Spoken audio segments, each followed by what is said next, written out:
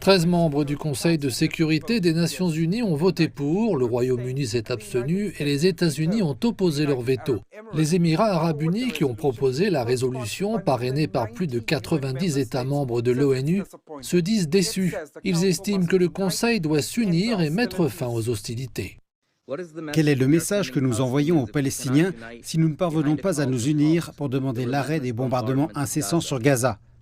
En effet, quel est le message que nous envoyons aux civils du monde entier qui pourraient se trouver dans des situations similaires ?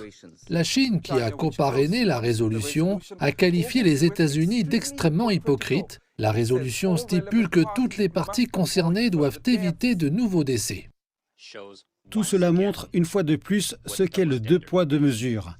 Bien que le projet de résolution ait fait l'objet d'un veto, la ferme volonté de la communauté internationale d'obtenir un cessez-le-feu et de mettre fin au combat, de protéger les civils et d'éviter de plus grandes catastrophes humanitaires ne s'estompera pas.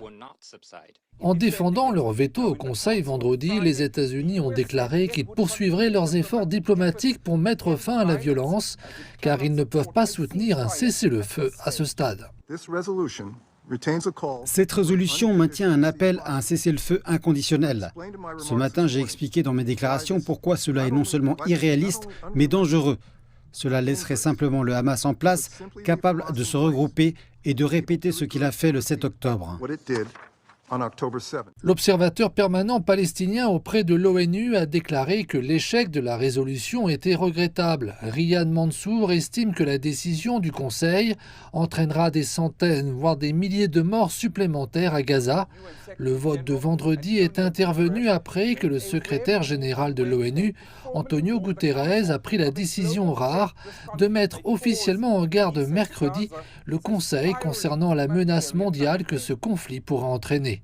Selon lui, Gaza est un cauchemar humanitaire qui monte en flèche.